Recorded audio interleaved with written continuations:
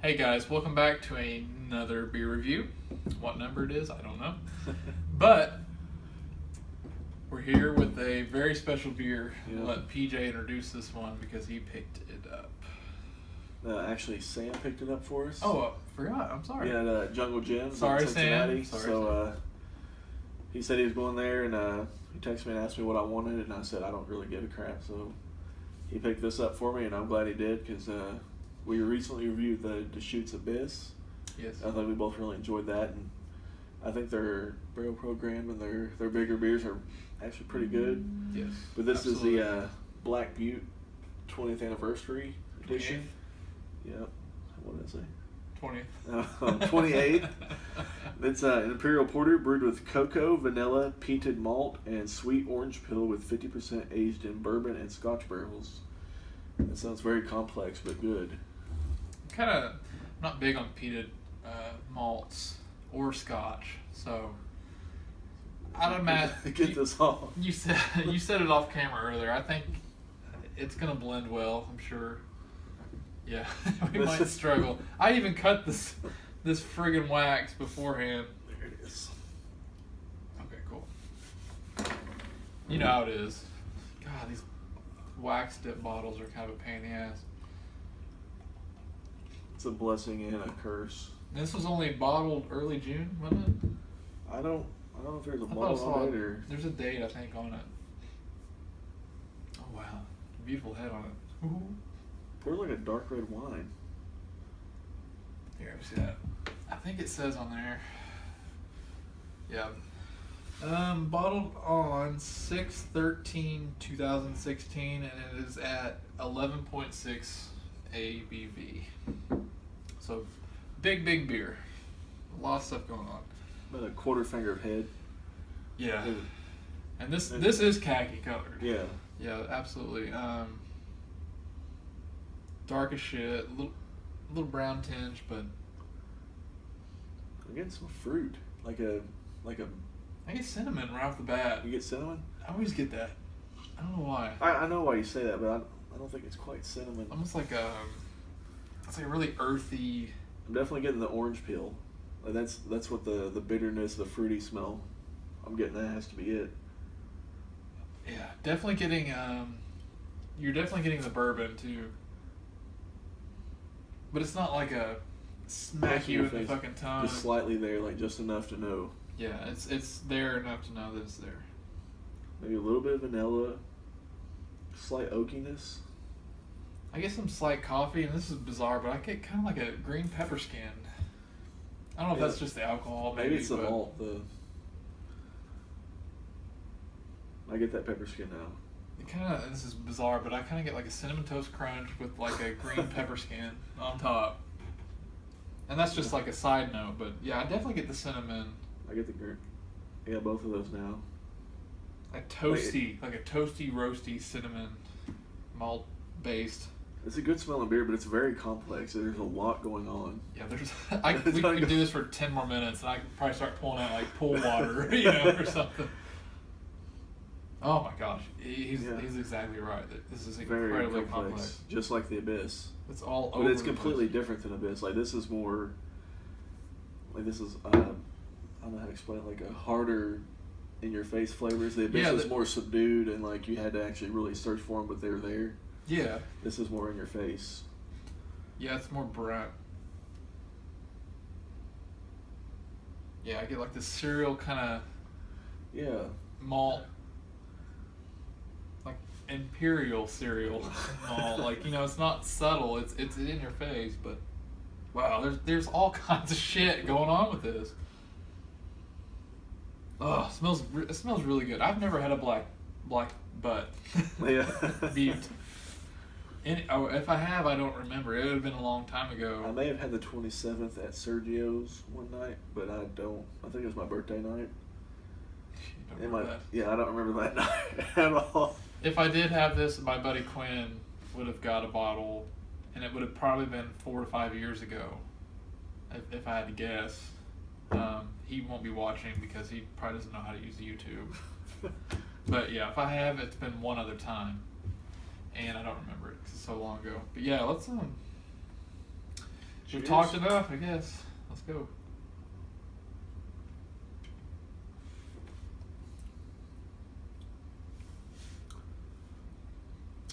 You talked about red wine earlier. Yeah, it kind of poured like red wine. Like it's got that, like a dark red wine.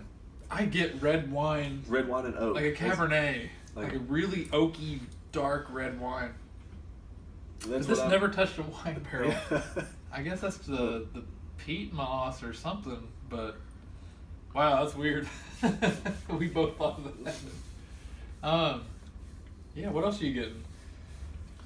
Slight vanilla. Definitely some oak character. I'm not really getting any barrel, like just maybe on the back end, just a slight bit. I'm getting barrel, but it's not bourbon barrel. I'm getting more. I feel like the Scotch barrels and like it's sweeter. Peated moss kind of slightly override the bourbon. But that's weird. This bottle is actually really, really fresh. So yeah, I think the bourbon, like even 50% aged in barrels would be more up front, but it's not. It kind of reminds me of like the Wood Stout. You don't get much more barrel in this than you do the Wood Stout, and it's 25%. Okay, that's very interesting. It's still super complex. Maybe some black licorice. I'm still pulling out. Yeah, licorice for sure.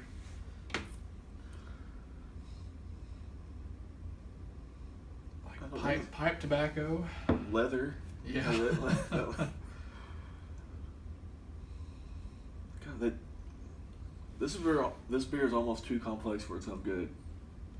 Like when I drink a beer, I want to be able to distinguish the flavors and like 5 or 6, but this has like upwards of like 10 now that we 10. Yeah, that we picked out or more. It's just, I don't see it as a downside necessarily, but I've only had one sip, but he's right. There's a ton of things going on, and I'm trying to find a balance, but I'm not sure that it's there.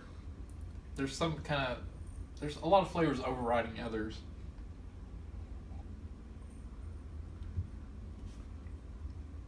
Yeah, definitely for me the peat. Yeah, I'm getting a lot of the peat moss, peated malt type Scotch flavoring, and I'm not a real big fan of that, but it's not overpowering either. I don't know. It just kind of like, here's the base with the ingredients mentioned, what, cocoa, vanilla, orange peel. It's kind of here, and then the Scotch and the peat moss or malted, whatever the fuck it is. It's kind of up here, and I wish it were more like this, kind of reversed. Yeah. But I struggle to find any orange in this. I did in the nose. I don't get any now. Like maybe that's mixed in with the bitterness of the malt.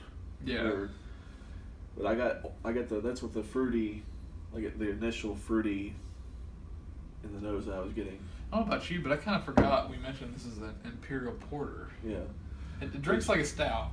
That's another one of my pet peeves. Like, it should be a stout. It's a stout, like like Victory at Sea. It's called an Imperial Porter. It's 10%. I consider that a stout, just because a porter to me is a lighter stout.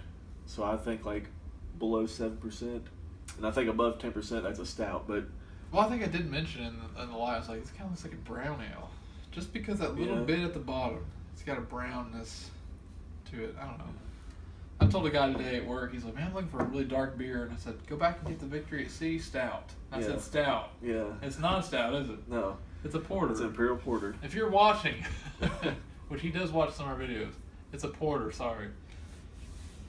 That just kind of further shows you how confused we can be at times on Imperial Porters and Imperial Stouts. Yeah. I don't know. I was really excited about this beer, but my fears going into it were the peated malt and Scotch barrels. I'm just not a fan of that.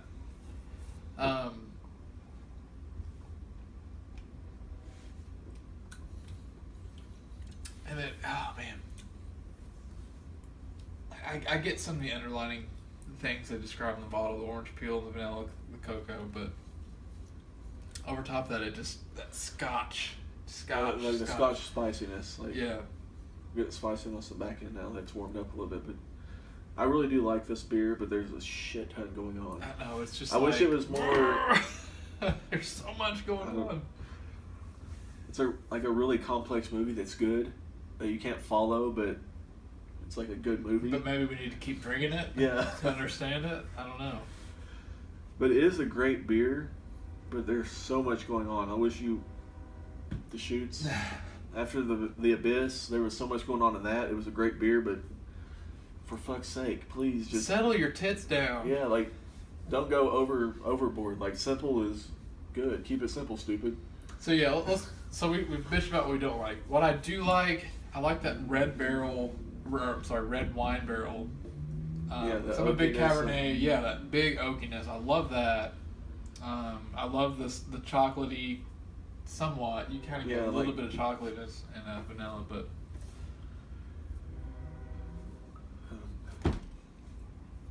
I don't know.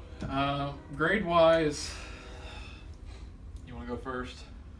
I think mine's gonna probably be lower than yours. I'm gonna go with a 91, just because. Please mellow down your shit. There's so much going on. It's a great beer. Like I think if you took some elements out, you would still have a good beer. Like some people try to do stuff like you do, and it ends up tasting like shit. I know I said this before, but Dogfish Head, Higher Math, so much going on in that. It ended up tasting like hot garbage. I know some people liked it, but I fucking hate it. But this, like everything doesn't mellow together. Like it's just a big pile of good stuff. Too much of a good thing is a bad thing. But it's still a 91 in my book because everything tastes good.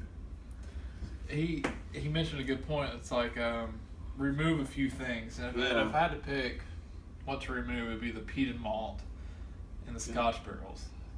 But that's just my opinion, you know. Someone might try this and love Scotch and love it. I don't know.